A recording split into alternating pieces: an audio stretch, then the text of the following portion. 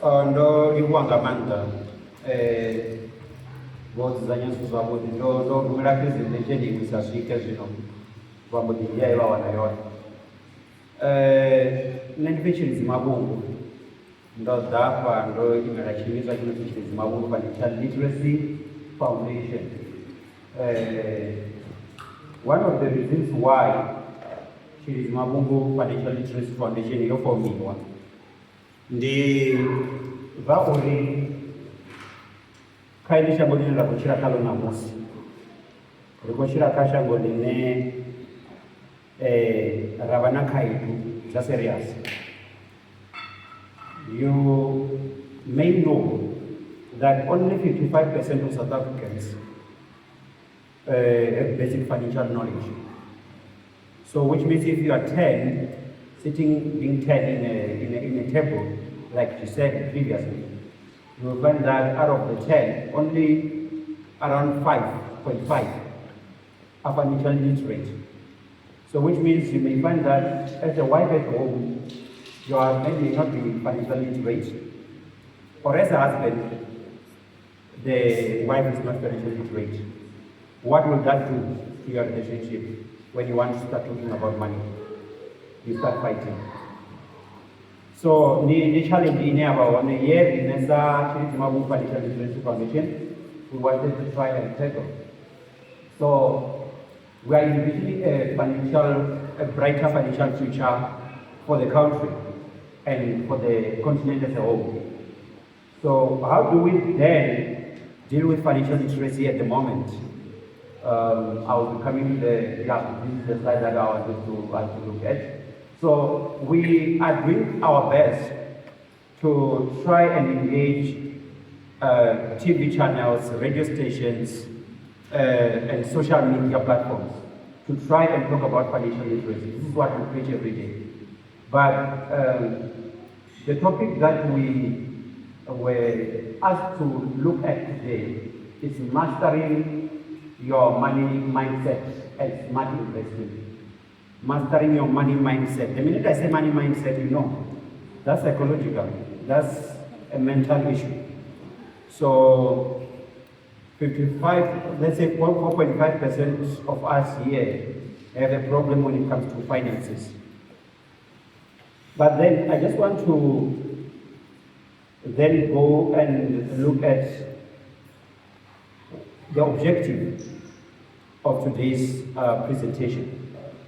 When we finish this presentation, you'll be able to understand the importance of a healthy money mindset and learn smart investing strategies to achieve your financial goals. So that is the main aim of the presentation. What is your money mindset? That is your attitude, beliefs, and emotions towards money. When the pastor will be preaching, maybe one day, he will say money is the root of all evil, isn't it? That's one of the verses that you will find. Money is the root of all evil. But actually, it's the mindset that is the root of all evil when you see money. So the impact of the mindset, the beliefs, and emotions towards your financial decisions. So before you make a financial decision, there are more than 5-6 things that happen in your brain before you say, I'm buying this or I'm going to do this with my money. And that is impacted by your beliefs, your emotions towards money, and your attitude.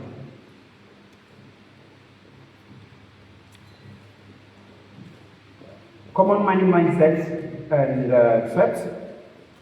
Fear and anxiety. You talked about that as a psychological issue. Fear and anxiety. There are people who have fear and anxiety, whether they have lack of money or too much money. Have you ever withdrawn 50,000 or 100,000 rand and put it in your pocket somewhere and you have to travel to another place? Or have you been sent to deposit money at the bank? How do you feel when you're walking around with that money? Don't you feel like people can see that you have money in your pockets? Then you start wondering if there is somebody following you. If there's somebody that you think maybe has been behind you for some time, then you turn and use another route. Because it's in your mind. No one knows that you have money in your pockets. But automatically, because you have money with you, you become scared. So, but where did this start? When you're with your daughter or your son, when they are very young, on your bed, you go to a spaza shop. I don't want to say spaza shop, let's say shops, because now some of us are not that able with spaza shops currently. So you go to the shop, you try to buy something, you take out money and you give it to this person, and this person will give you bread, and maybe you'll get a city for the baby. And this baby is watching you every day, and you can see that whenever you go to the shop, you take out this thing and you give it to this person, and this person gives you nice things. The day you give that money, child money, and say, hold this, and you want that money back, that child will never give you that money back. Because he knows that if I get out of here with this money and go to that place and give them this thing, they will give me 60. So that is where the whole thing of money mindset starts. There's what we call fear of missing out. It's part of anxiety. Fear of missing out. So we are here today. We are enjoying our Galatina. There's somebody else who did not have the 100 rand. But then now they're panicking. I'm not going to attend the function. Or what will people think of me if I don't attend? You know, if I had money, I would be attending. Let's say outside, I came with my Kia, and when I arrived there, I found that there's no one anymore who's driving a Polo or anything like that. It's only big cars. Then I'll start feeling left out. Maybe the confidence to stand in front of you will be like, I'm in the wrong place here. These guys are rich. They have so much money. So which means then I have been left out. The fear of being left out. Fear of loss. You know, sometimes anxiety will come because you have fear of loss. You know, when you don't have money, or you have money, you are so scared of finishing it. You keep on going back to your app to check how much is left. Going back to your app to check how much and it's going. And you're so scared that this money will finish. But you don't want it to finish. But usually we know, by the second or the third, most of us don't have money. It's finished. And that fear is there every single month. That is why month end is, when you want to talk to your parents, talk to them other times. But when it comes to month end, when you start talking money, they will shout at you. Because there's so many debit orders taking money from their accounts, and you're coming with your school activities and all that. That's when they're psychologically challenged when it comes to money. So fear of loss, losing that money. Sometimes we call it being broke. The sadness that you get when you're broke. Sometimes when you don't have money, not because you want to buy something, just because you have a zero balance or maybe 5 rand in your account, you become depressed. So that is anxiety that is caused because you don't have money in your account. Lack of financial literacy. That is on Matthew 25, verse 14 to 30. You can go read it. Limited understanding of investing is another challenge that we have when it comes to money mindset facts. You know, we talk about ETFs, we talk about offshore investments, we talk about all these things. You don't know them. When you're watching the news, you will watch the first part where they're talking about children who died in KZN, the floods, and all those things, until you get to a space where they start talking about the value of the rand the markets and everything. Then you switch off and you concentrate on something else until they come back with weather. Then that's when you come back. That part is the part that differentiates the rich from the poor. Because that's where money is. That's where you should understand or learn to understand that part. Because your pension and everything else depends on that. That's where your money is. You know, when they say give us that 1,000 or 3,000 rand pension money, we will save it for you. What they do with that money, they go and invest it and make a lot of money. And obviously they will give you a share of that. But do we then, with our salaries that is left in our account, go do something like that? Usually the money mindset that we have is spending. So Matthew 25 verse 14 to 30, Pastor or Reverend, you will remember it talks about the talents, I believe, if I'm not mistaken. Uncertainty about financial planning. So financial planning is a broad. The other slide that they have, the Reverend will share with you so that you can be able to understand financial planning. Because financial planning is the biggest problem. I get married to Ms. Mabungo today. We never talked about money. We are now married. The last time I stayed with somebody was my roommate at varsity, where we used to, month end, I give him 300 rand, he gives me 300, then we bring it together and we go and buy groceries. Because that's how we know it. We start thinking that even in marriage, which means if I'm earning 50,000 rand and she's earning 15,000 rand, she's going to contribute 10,000 and I'll also contribute 10,000 and then we buy groceries. The remainder is mine. Because that's how I did it at school. So now I'm going to apply that here. Part of financial literacy. And when you start doing that, what happens is that she gets a better job. That is paying 100,000 rands. She still come back home, give you the 10,000 rands, and now you are earning 50,000 rands. You still contribute 10,000 rands. The next thing you are going to be complaining. But no, you cannot be contributing 10,000. What are you doing with the rest of the money? Now that you are on the receiving end, it becomes a problem. The other example is when one partner is not working and the other one is working. The tendencies that we have is that the other partner must come and beg for money from me because I'm the working one. And whenever they want to buy something, they come and beg. Say, I want to go and buy whatever.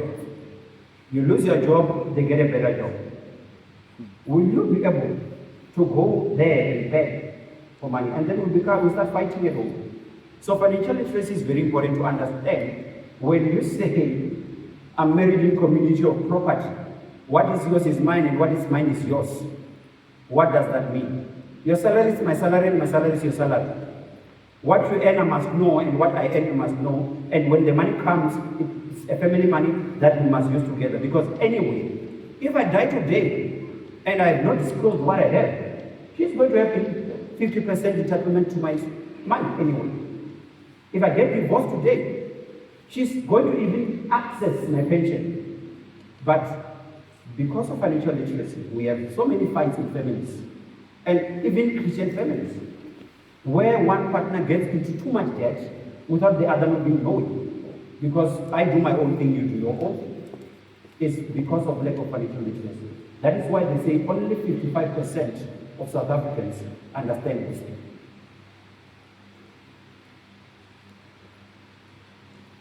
So we also have what we call impulsive spending. That is Proverbs 21 verse 20. Emotional purchases. Ladies, you know what we call emotional purchases very well. I spoke about this on Parabrevem several times. Emotional spending is when you are thinking yourself, you're going to be rewarded. Therapy, yes, that retail therapy. No, I'm just going to, I'm thinking myself, You know, you had a budget, proper budget that maybe I came as a financial advisor, we draw the budget, we are fine. But then you want to thank yourself. Sometimes somebody makes you angry at work, and then you're like, you know what, ritual therapy will do.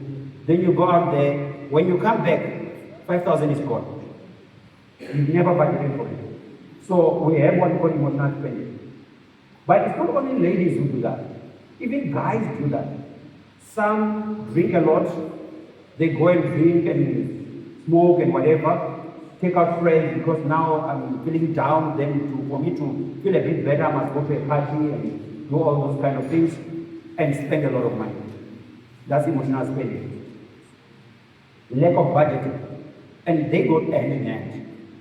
You know, when you get to a shop, month end, and you don't have a list of what you're going to buy, you come back with sweets, zimbas, and all these things, and then when you get home, you realize that I didn't buy anything, but there's no more money.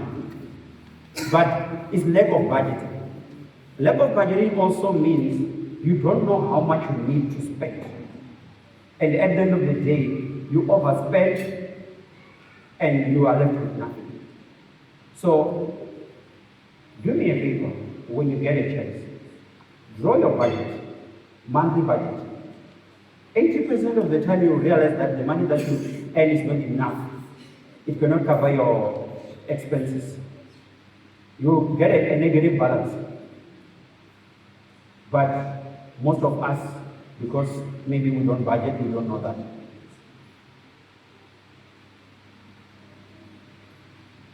And the other part, which is in Proverbs 14:80, is comparison and envy. Comparison and envy is what the brother of Abel had a problem with. They are asked to do something very simple.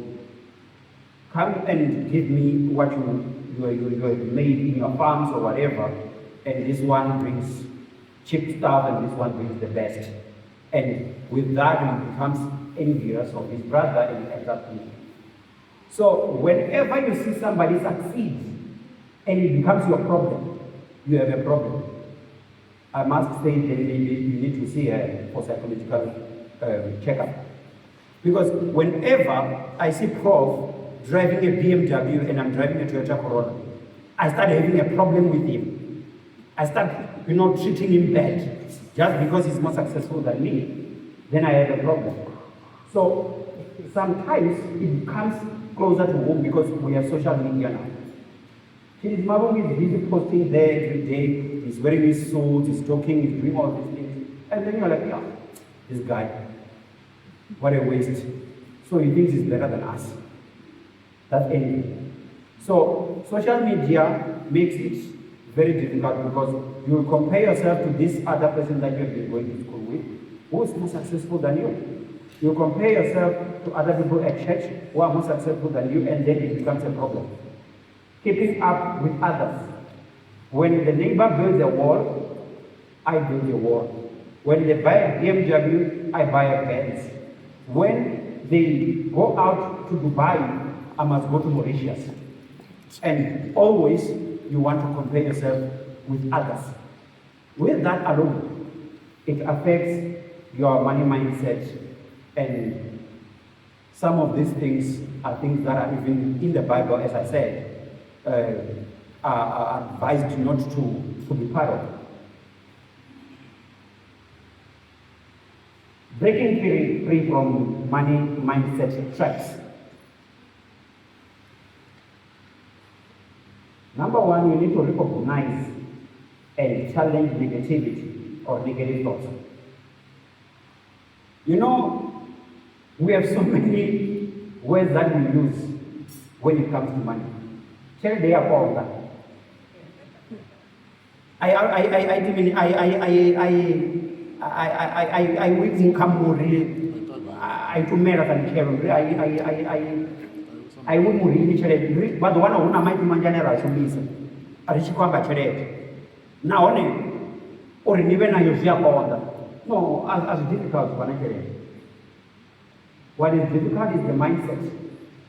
Because Huna vatu vane vakuita chereke, ngautojaiva kasijabidi. As well, the youth, you can tell me about that.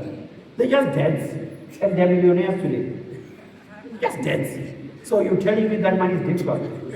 I know that a Reformed church elder will never dance on social media. So you never make money.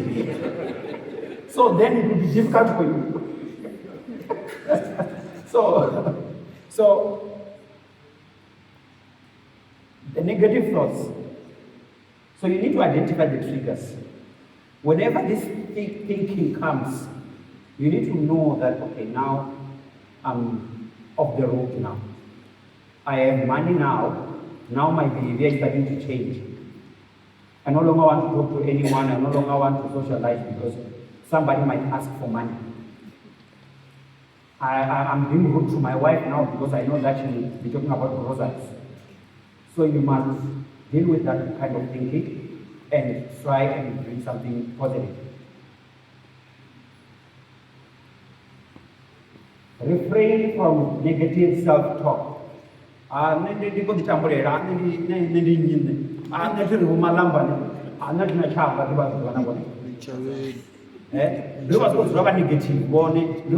comes, but you carry positive, you carry food,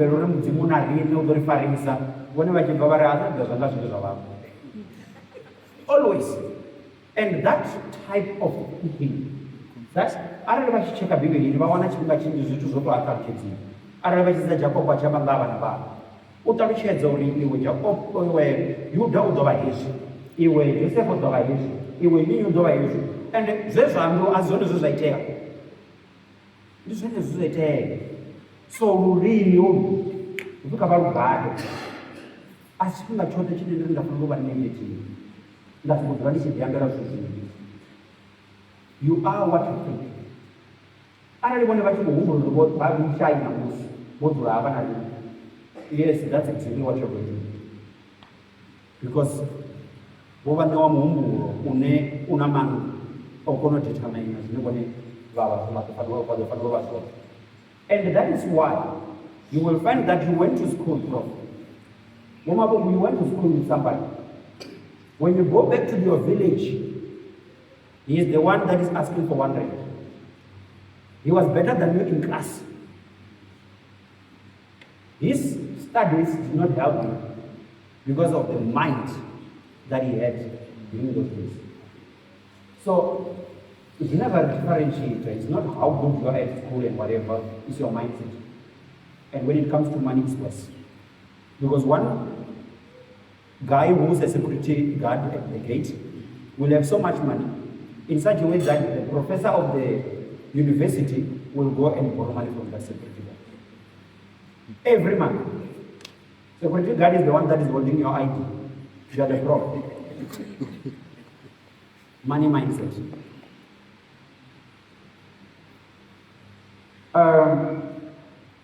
Set financial goals. Also set as the goals, like the church now. I believe at the beginning of the year or the end of the year, you have what goes strategic planning. You sit down and plan for the next year to say, what are we going to do next year, what are we going to achieve? You come back, you talk to your committees, and you say, committees, this is what we want to achieve. Go and work on it. We are going to have a gala dinner on this day. We are going to have this kind of ceremony and all that. You organize it before. How do we budget for that? You budget for that. You come and present the budget. Umaru will come and present, this is the budget that we have, and we are expecting you guys to give us this month so that we can fulfill everything. Do you do that at all? Do we do it at all? Beginning of the year, we sit, my wife, let's sit down, my kids, let's sit down. What is the plan for the year? What do we want to achieve? Personally, what do I want to achieve? As a family, what do we want to achieve? You find that we don't have time to sit and talk about that. You know why? Because most of the time, the minute we talk about money, we fight. am I wrong? You're right. Because of the type of mindset the other person has and the other person has. We were raised differently. And if you acknowledge that we were raised differently, then you will also acknowledge the shortcomings of the other person.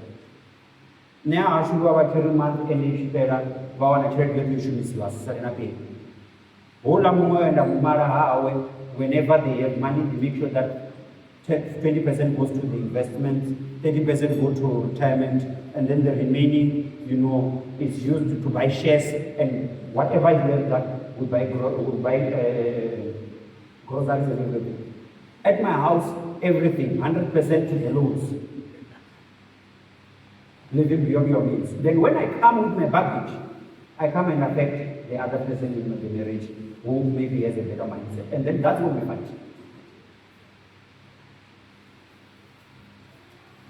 So the last part, when we were talking about the money mindset, or our money mindset,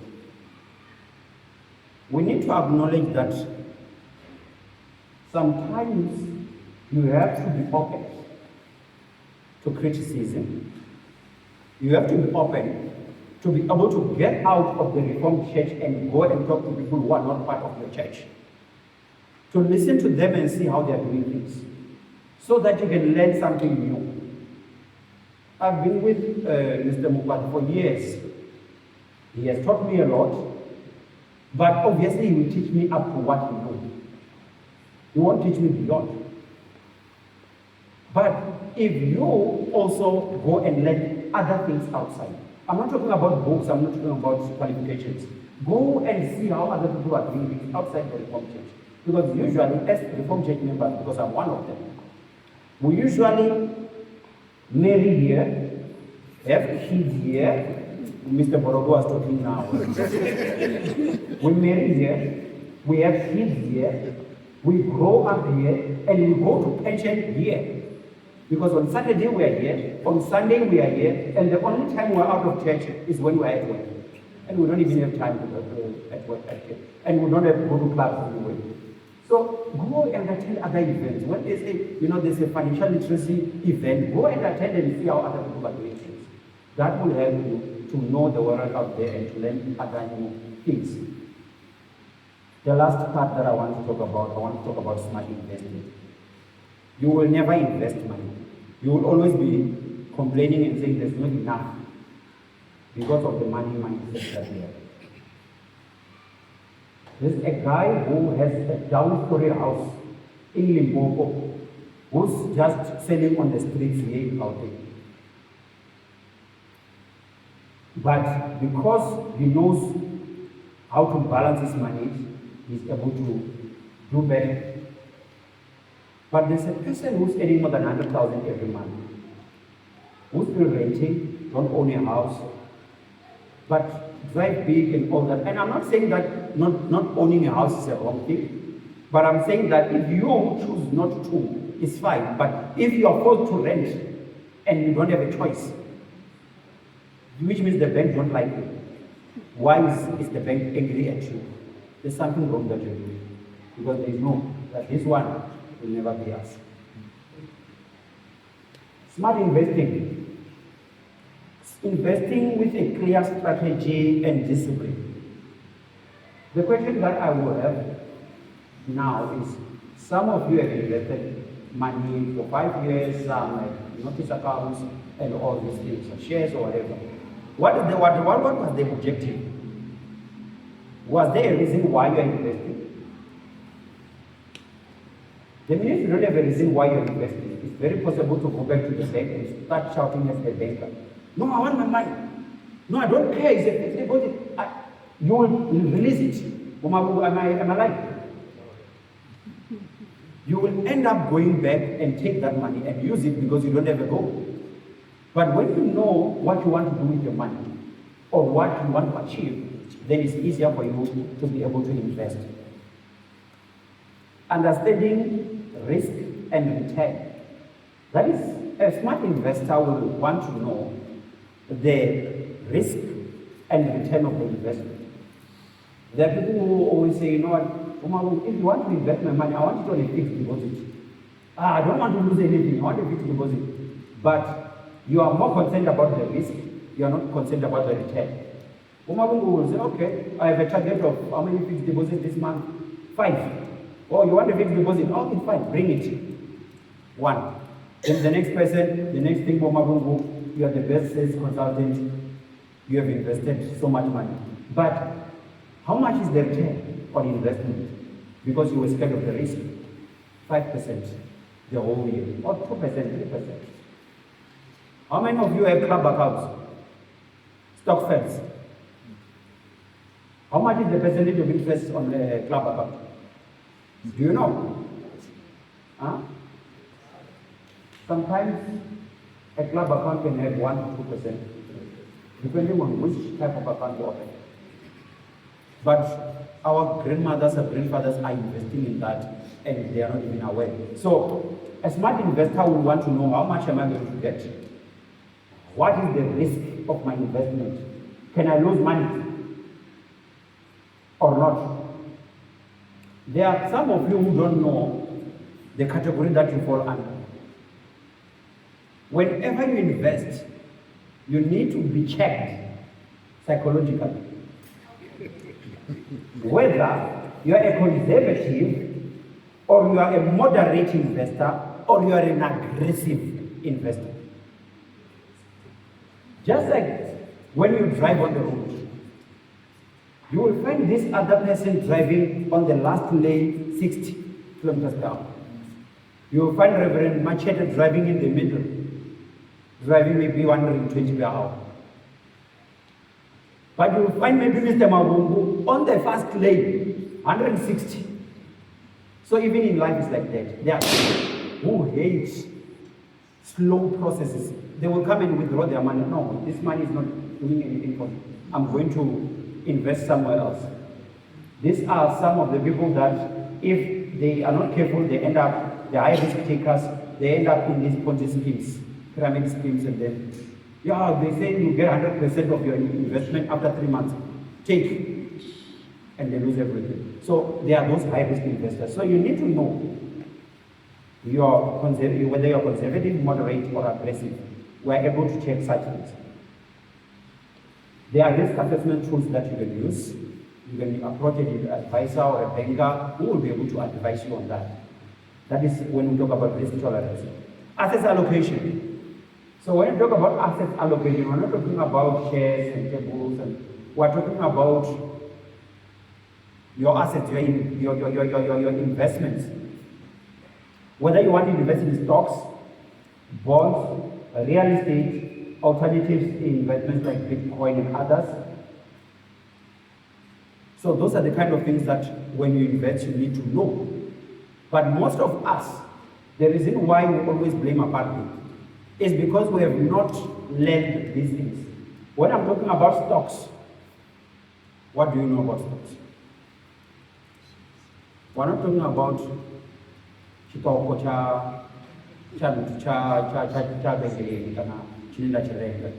talking about shares, buying stock, having shares. How many of us have shares here? Obviously we won't mention, but a lot of us don't even have shares. Why? Because we don't understand them. Yeah. So these are the type of things that we need to start familiarizing ourselves with when we want to be smart investors. I would have been here, and that's exactly what you guys expect, telling you about the performance of a certain investment, and telling you about, fixed deposit is better than a money market. That's exactly what you usually want to hear. But I'm not here to tell you about that. I want you to go and research more about investments. There are better things that you can do with your money, and invest better in such a way that you're going to get good returns.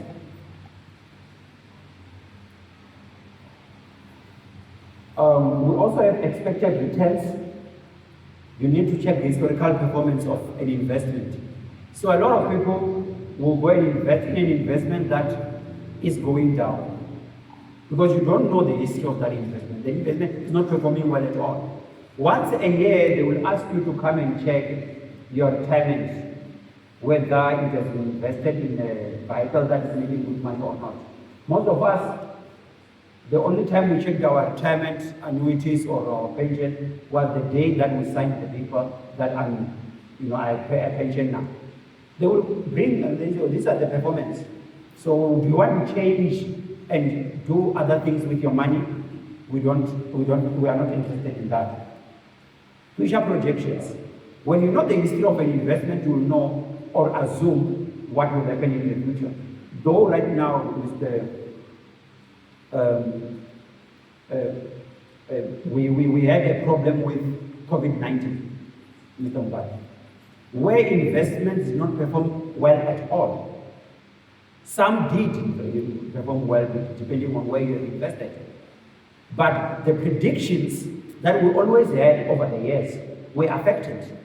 And it showed us that sometimes the way we predict investments may be triggered or maybe changed or altered by certain events. So those are the kind of things that when investing you must also look at. Risk tolerance, asset allocation, expected return. Those are the three things that are very important to one invest. Diversification of investment portfolio.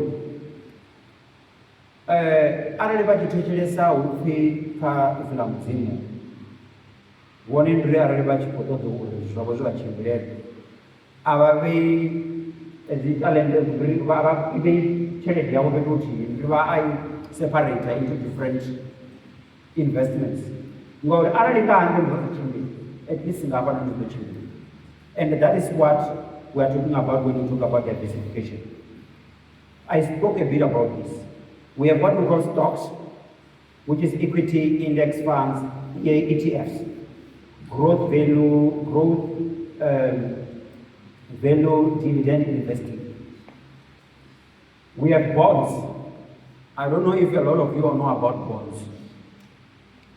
Government bonds, corporate bonds, municipality bonds, and fixed income floating rates and all those kind of. So bonds is when the municipality wants money and they issue a bond where you are going to be able to buy and then be able to give the municipality money to go build roads and all of these other things. The government also doing that.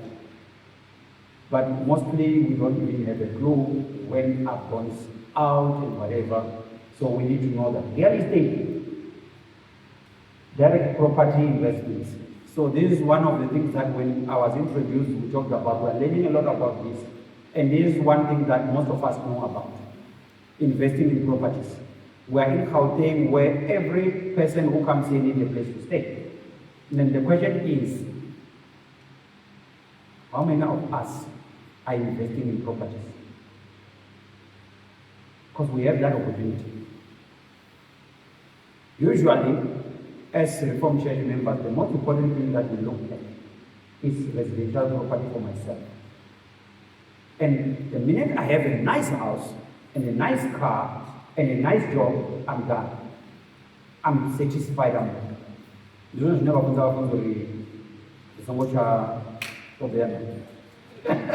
So you end up stuck. There will be no way that your money is going to just increase because you have kept your job. What is the interest, the percentage of increase your salary? Special government workers. What was the increase last year? 4.7. 4.7 minus tax, minus pension fund, minus UIF, and all these things. Will this still be 4%? Divided by 12. So at the end of the day, you look at the amount of increase per year, and you look at the inflation rate per year. Actually, your money, your salary is going down every year. It's decreasing every year. If they don't give you any increase at all, actually your salary has decreased maybe by 4 or 5%. How then do we tackle that? Do we cut on expenses and stop the children from going to school? Stop buying petrol to go to work? Stop eating, unless if you are one of those ladies that do not want to eat. But if you're normal, you will want to eat. So basics, right now as we speak, every one of us or most of us are struggling financially. But there are those opportunities out there like investing in properties. If all of us here can produce 10,000 rands, how many are we here? For those who were busy with the roll calls and all that.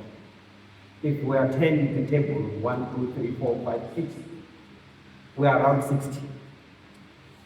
If we are 60 Momabungu, and each person gives us 10,000, then how much is that? 600,000.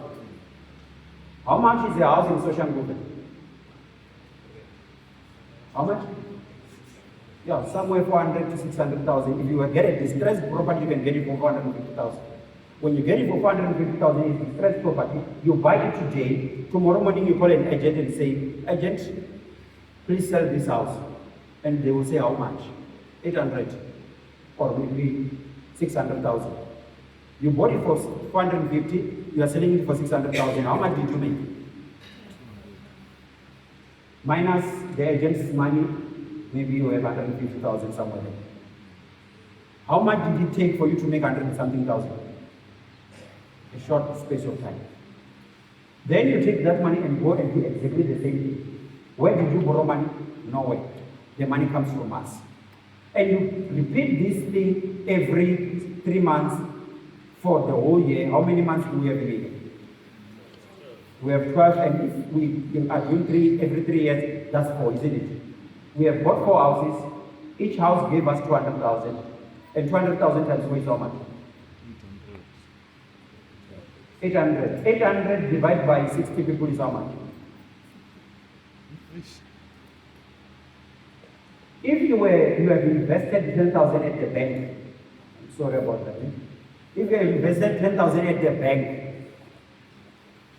and he went and invested 10,000 with you guys, you would have made more money than you. So that is a simple example, but in a way we can understand. Imagine doing exactly the same thing in a global scale now. The same 10,000, but now you're no longer considering on investing on properties. You are now investing on stock and other things, offshore investments.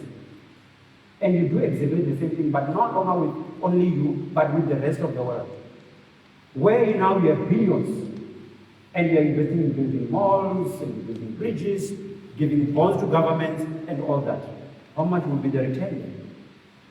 So this is the type of thinking that we must start having, Reverend, if we want the congregants to be able to have time and all these monies that we need at the church. So we must start preaching about this. Low-cost investing options. So this is about you looking at, index funds, EFTs, robo-advisors. So when you talk index funds, this is where you buy stock, but index fund is something that is, usually into financial institutions. ETFs, you usually go directly to and buy directly these shares, and then you trade and all that. So you also have tax effective investing. How many of us have tax-free investment? Tax-free investment, the government said you can have what we call a tax-free investment. When I'm doing your tax return, one of the questions that I will ask you is, do you have a tax-free investment?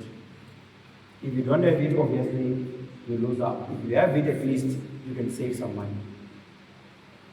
Retirement annuities. So a lot of us think that the pension that the employer is taking from me is enough.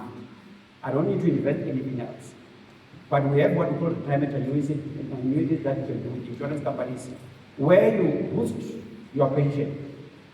The reason why you need to boost your pension is, usually you may work for 30 years, because usually we get our jobs at around 30, 25, and at 65 we're going on pension. Let's say I got my first job at 35. 30 years later, I'm out. And I've been putting away 1,000 rands per month for retirement through my pension fund. And after retirement at 65, I live for another 30 years. How much will I be earning per month after retirement? 1,000 plus interest. Will we be able to survive that? So, I'm not trying to scare you, I'm just trying to make us aware. Mastering your money mindset and smart investing. So we integrate the two.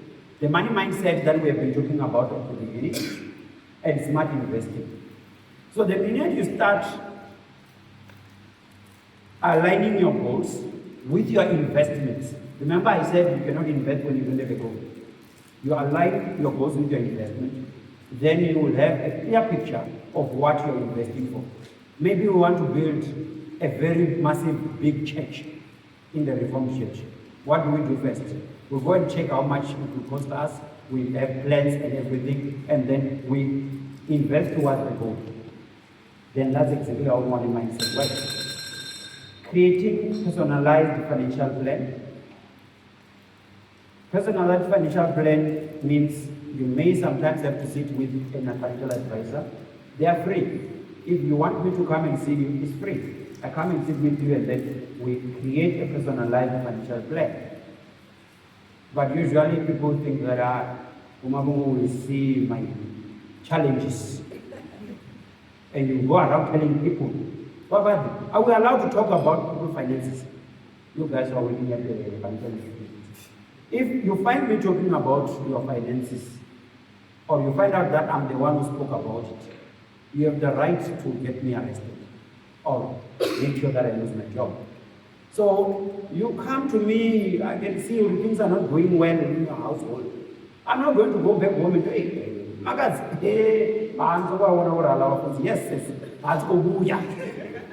that's not how it works. So, at the end of the day, you need somebody who is able to assist you to do a personalized financial plan. Because your financial plan and this financial plan will never be the same. Avoiding common mistakes, emotional decision making, emotions. Can we learn today? Do me a favor. Take out your emotions when it comes to money. It has nothing to do with your emotions. It's either the money is going out or it's coming in. It's a transaction. In accounting, it's a debit and a credit. Take out your emotions for money and be sober when you start talking about money. Sit down with your spouse, plan properly without emotions. So if you put in emotions, you end up fighting. Lack of diversification, avoid lack of diversification. Where you take $1 million rands, put it in a certain investment, all of it, that has no diversification, and when COVID hits, everything is gone. Or if something happens to the country, or there's a war, whatever, everything is gone. Look at what happened in Ukraine and Russia. Look what is happening in Israel. Just imagine if you invested everything there. Right now, you wouldn't be having access to those funds, or maybe you have lost the money that you invested there. But if you invested in different countries, you would have maybe made some money. Actionable steps. Can we go to the next slide? Actionable steps. Assess your money mindset. Reflect on attitudes and beliefs. Identify areas for improvement. So work on your mind. We have 24 hours, all of us, isn't it? But there are those who are richer than others. They have the same hours of work, they have the same environment that they are living in. But the question is, how then do you assess your mind and prepare yourself for success? Set financial goals, I have said that before. Short-term, long-term objectives. Create a vision board. Write it down. I want to retire and earn 20,000 every month. Write it down and say, I want to earn 20,000 when I retire, 20,000 when I retire. And make sure that you plan towards that. I want my child, if you are a child that is not university yet, to study in Cape Town. What are the fees there? Because sometimes, guys, it's painful. Because a lot of us here have tertiary students in our houses. How is it going? Stagnant. You know why? Because we don't have a background that allowed us to learn that from the day the child is born, the investment of that child should be opened, and we start from there. The minute they have grown, we know that we have already planned for them. But we are now learning and we will do better for our children. Start investing. Start. Begin with a small step. If you have not started, you can start with a small amount every month. Put it aside and get used to it. Then increase it bit by bit, and then that's when you start investing. But guard against your emotional spending, because you may go back to the bank and take that money out. How many of you have taken out money from the bank? Yeah, future plan, educational plans. And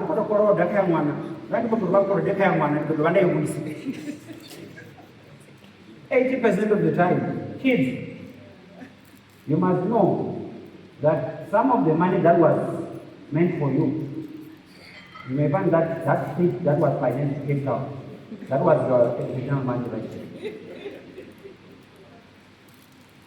Conclusion. You are what you think.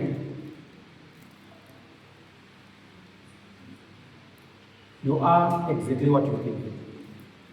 If you believe that you are a loser, you will become one. But you believe that you can be successful, you will become successful. I'll give you an example of myself. They said I'm a CEO of Uromba World. What should I say? Should I say I'm not? I am a CEO of the company. What are you? Are you not a CEO? Yeah, she is a CEO. The only difference is the size of the company. But when you see me on LinkedIn and then I'm saying I'm a CEO, I get calls from Australia, Europe, America, wherever. I say, we want you to invest.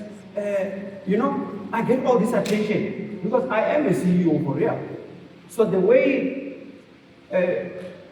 Mark Zuckerberg will be treated, the same way that I will be treated. And what happens after that? Because I'm a CEO, my company will be invited to go and participate in certain events.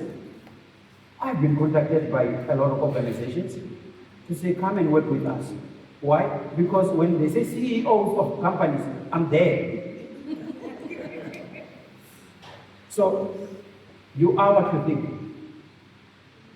Faith without works is dead. As Bible.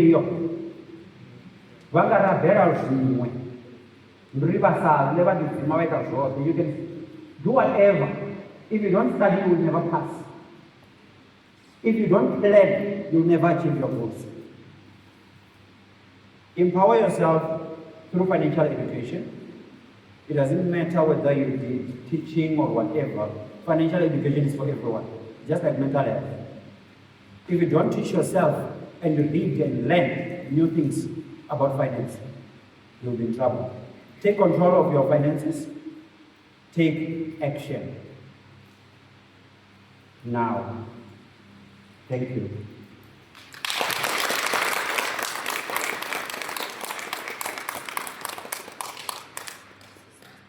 We may now go to questions and answers. If there is any question. Yes, sir. Property, yes.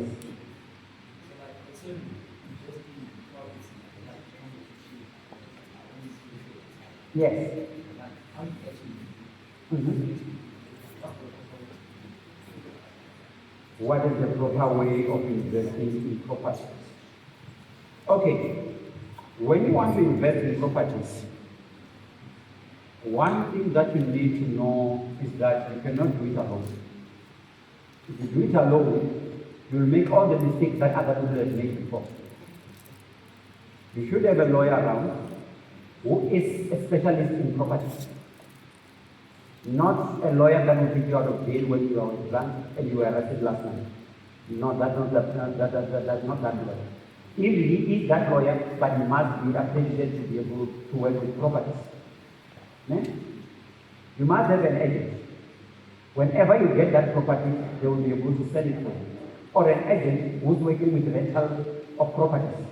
Whenever you get that property, they'll be able to market it for you, and that property will get somebody genius, somebody who can be relied on to rent the property. You must also have somebody who has been in property before that will be able to give you tips and lead you and show you how to do it in such a way that you don't make losses. There's a person who bought a property at an auction. Everyone has been buying these other properties, 500,000 and up. This one, cheap, 300,000, no one. This one says, oh, if no one is buying this property, I'm buying it. And then they say it's going for 1, 2, 3, you have the property, it's yours. When they arrived at the property, they found that it is protected. There's no turning back. It's your property now. You have to find a way to find the red ants to come and take those people out. You must now deal with court cases, you must not deal with all these people who are threatening you on your own land.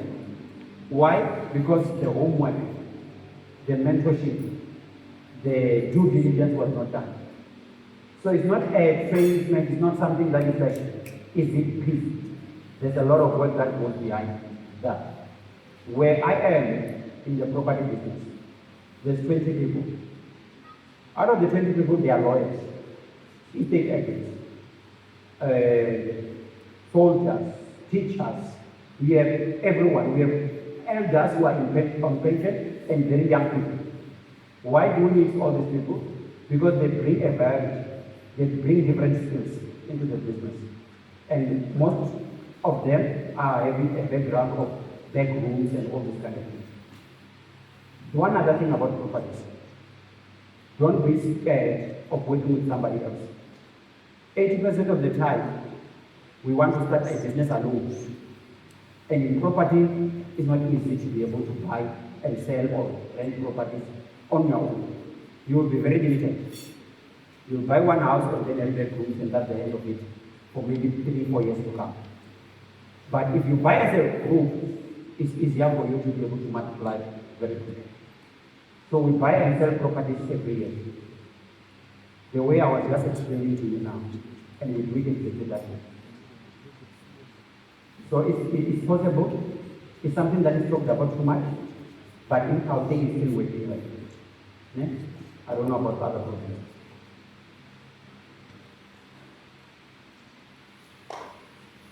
So,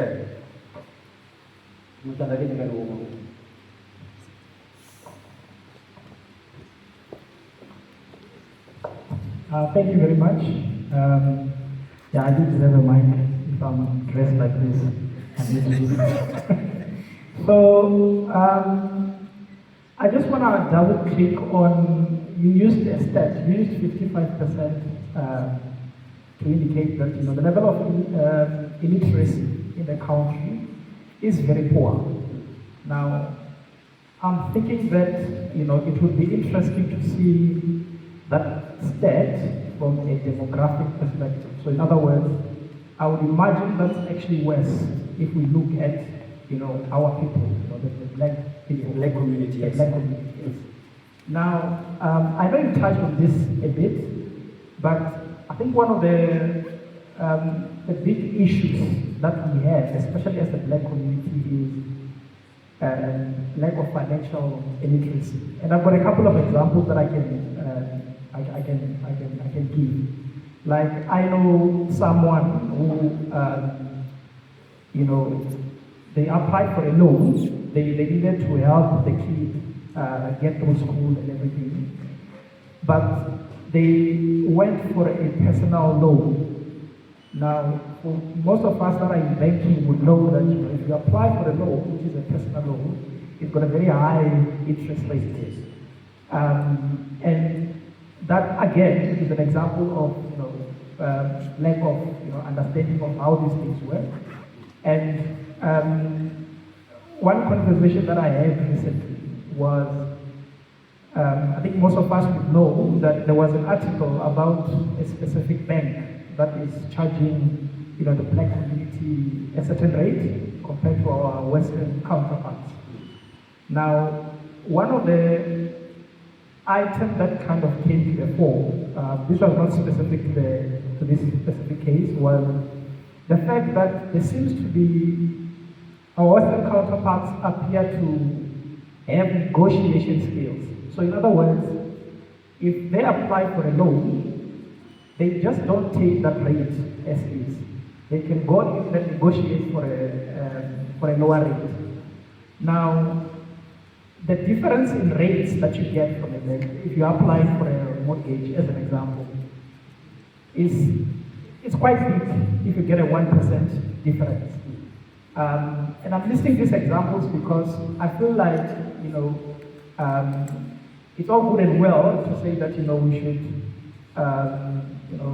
equip ourselves, but I feel like, there is actually much more needed to educate, especially the black community, to better understand the implications of what it means. So I have actually become a financial advisor for my mother, who just recently retired.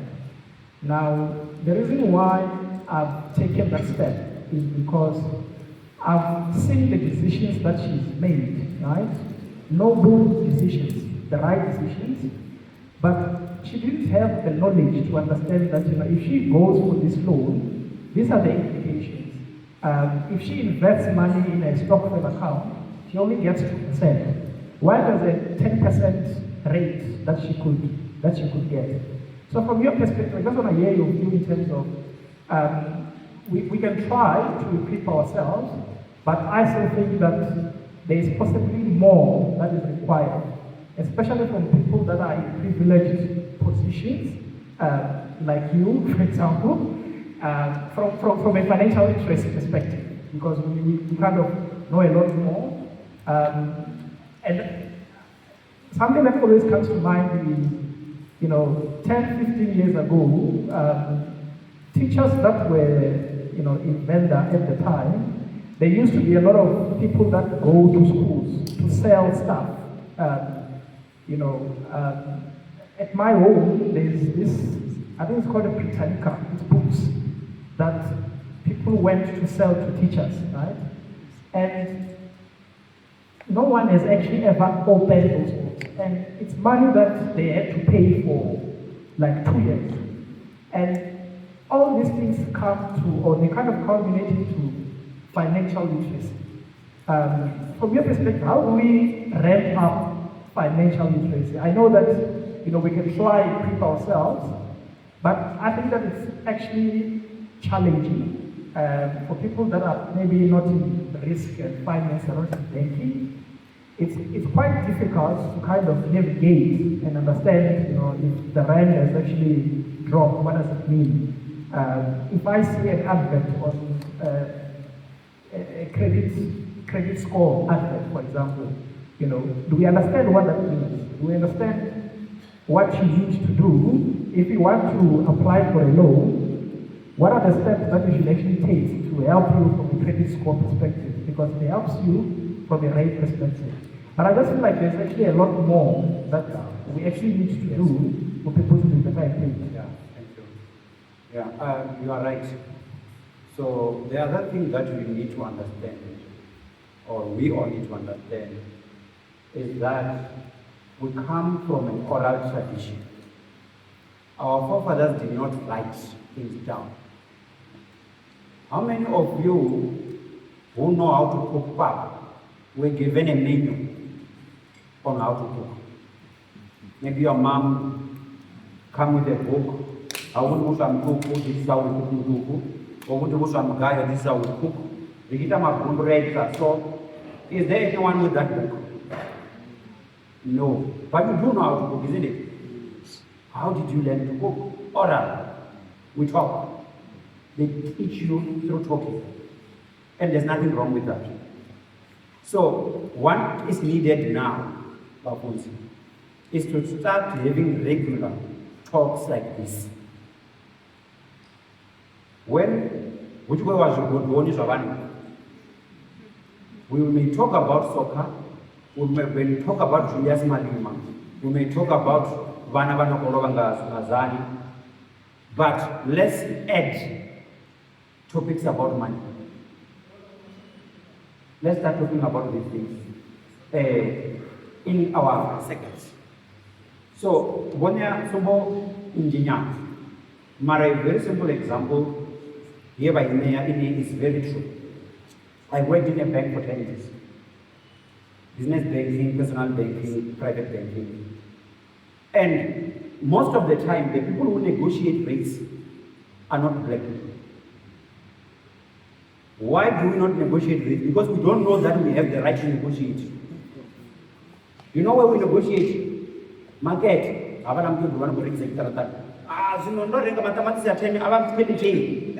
That's where we negotiate. When you get to the bank, you are getting a 1.5 million rand bond. Your rate is the best. But they give you a percentage and then you just say, oh, thank you so much, I got a house. And you have been paying this house now maybe for 10 years. Do you know that you can still negotiate the rates now? Go to the bank and tell them that I have been paying this house for 10 years. And if you don't give me a better rate, I'm going to talk to the bank next door to take this bond. Because you can change, you can move your bond to another bank. Did you know that if your your car insurance is going up, you have the right to negotiate the premiums? Some of us have been sitting with one insurance for the last 5 years, and we don't even negotiate. You tell them that, guys, I don't want an increase here. If you want to increase, it's fine. You can do it. But mind you, I have other options. You go next door with the same quotation and say, guys, I want a better rate from this. They will give you a better rate. Everyone wants you. So we mostly think that we are begging these people to give us things. We are lesser than these institutions. No, we are the ones who made them what they are. So we have the right to go and negotiate all these things. I know of a man who had so many businesses in the bank account, business bank accounts, bonds like home loans and all these things. And we came to the bank and said, this check account is charging me too much. Little knowledge of mine, I said to him, look, here is the price list. You are supposed to pay exactly this amount every month. He said, say, I don't want to talk to you about this because you don't know what you're talking about. I want to talk to pricing department, not you. Phone them, I will speak to them myself. I phoned, I gave him a phone, he spoke in Afrikaans, and after that they said he must give me the phone back. They said to me, please go to this part of the system, change his bank charges to a lower rate. Then I said, but no, he's a private bank client, he's supposed to pay this much. It's a fixed rate. They said, no, with that one, change it. Why? Because he said to them, if you don't decrease my charges, I'm taking my wife's account, my employees' accounts, my business accounts, and my bonds and my car financing accounts to another bank. The loss of losing all that than to lose 50 rand a month, rather lose 50 rand a month. Why? We negotiated. But we're so scared of this institution. We don't negotiate. So these tips, we can sit here and talk the whole night about them. They need a specific time where we just talk about tips, things that we can do to better ourselves. One other thing that I will challenge you with, as I said, your secret is my secret. I stay with you, I don't tell anyone. Communicate with me. Go to my Facebook page, go get my number from Reverend or whoever, or Mama. Communicate with me, talk to me, send me a message and say, I want you to just do a health check. With the health check alone, I may find that there's policies that you are paying that are not necessary. I may find that there are better options than the one that you have. But when you don't let somebody who went to school for something and you think that you can DIY it, it becomes a problem. I'm happy that you assisted your mom. She would have made decisions that may jeopardize their pension and everything. But how many moms do not have a son like you who would be able to help? How many of you have wills? Anyone with a will here? Anyone? When was the last time you reviewed your will? You see? So, these are the type of things that we don't talk about. And whenever you bury your loved ones who don't have wills, you don't come back and tell us as a church to say, hey, to bury somebody without a will is difficult. Some of you don't talk to your relatives anymore because of this thing called a will. That was not there. But it's free to draft a will. Free. You don't pay a cent. So these are the kind of tips that we can talk about. But today I just wanted to talk about the mindset. So invite me again, then we will come and talk about tips, but I charge, I charge 400 rand per hour. Just for consultation. But if you are coming as an individual, the law does not allow me to charge you. So whatever I've been saying here is not financial advice. Don't go out and say, which can be taken. Do it at your own discretion. If you want my advice, you'll come for a one-on-one. That's when I will advise you. Right now, I never give you advice. I'm putting it on record. Thank you so much.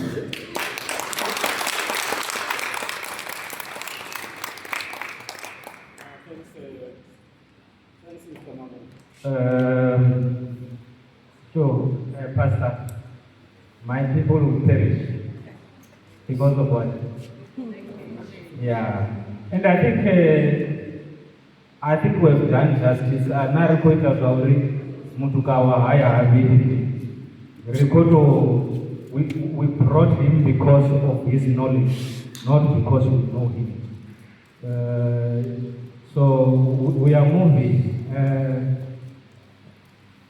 Go from maybe but people always ask for it. Why?